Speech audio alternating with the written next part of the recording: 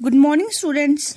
आज का हमारा चैप्टर है चैप्टर नंबर 4 आपका एनसीईआरटी का मेटल्स एंड नॉन मेटल्स, और उसका टॉपिक नंबर 1 है फिजिकल प्रॉपर्टीज ऑफ मेटल्स, जो आज हम डिस्कस करेंगे विद नोट्स। तो पहला है physical properties of metals. Metals क्या होते हैं?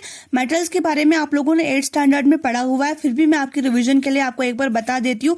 मेटल्स क्या होते हैं? मेटल्स वो सबस्टांस होते हैं जो क्या करते हैं, जो अपने ऊपर पॉजिटिव चार्ज एक्वायर करते हैं। यानी मेटल्स वो सबस्टांस होते हैं जिनके वैलेंस शेल में क्या होते हैं, वैलेंस शेल में जो इलेक्ट्रॉन एकोमोडेट करते हैं, इलेक्ट्रॉन अपने अंदर जो है वो इंक्रीज करते हैं, यानी उनके ऊपर पॉजिटिव चार्ज आता है, वो उनकी वैलेंसी पॉजिटिव में होती है। तो मेटल्स वो होते हैं।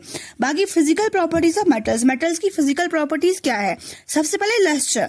Metals have shiny appearance and surface, example gold, silver, copper etcetera.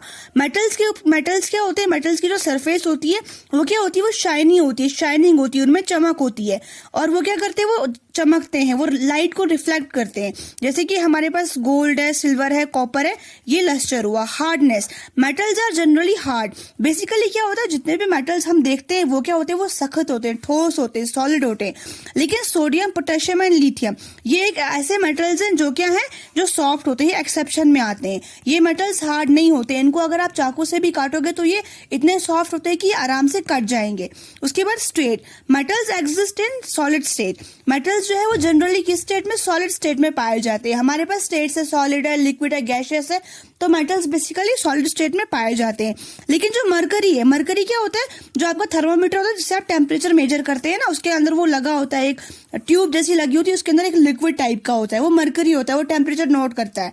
तो मरकरी क्या होता है? वो लिक्विड स्टेट में होता है। तो मेटल्स बेसिकली सॉलिड स्टेट में होते हैं, बट मरकरी जो है एक ऐसा मेटल है जो लिक्विड स्टेट में होता है।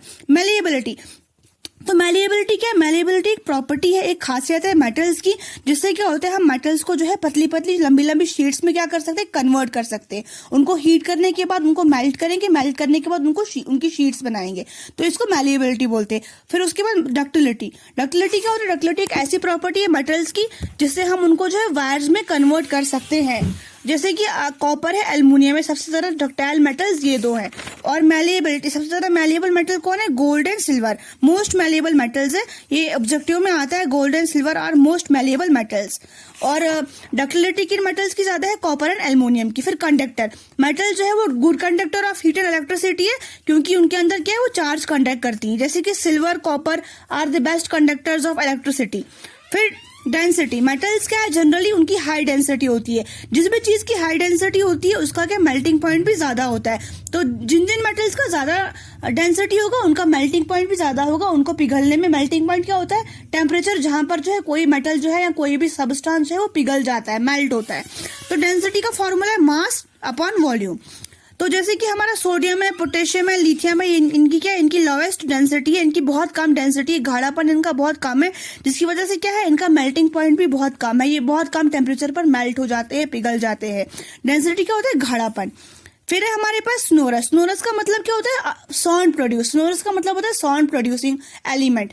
जब भी हम मेटल को, जैसे हमारे घर में सिल्वर है, कॉपर है, आयरन है, जब हम इनको किसी ठोस चीज से मारेंगे, स्ट्राइक करेंगे, ये आवाज वो ठन की आवाज निकालते हैं, मतलब एक आवाज प्रोड्यूस होती है, तो उसको स्नोरस कहते हैं। ऑक्साइड्स, मेटल को जब हम ऑक्सीजन के साथ रिएक्ट करेंगे, जैसे कोई मेटल समझो आप आयरन को हम ऑक्सीजन के साथ रिएक्ट करेंगे, ये ऑक्साइड बनाएगा, Fe2O3 आयरन ऑक्साइड। तो ये हुआ जब हम मेटल को, और ये ऑक्साइड क्या होगा? ये बेसिक इन नेचर होगा। मेटल्स यूजुअली बेसिक ऑक्साइड बनाते हैं, यानी जो बेसिक इन नेचर होता है। तो ये आज की फिजिकल प्रॉपर्टीज ऑफ मेटल जो है हमने पढ़ी। नेक्स्ट लेक्चर में हम physical properties of non metals पढ़ेंगे। Thank you.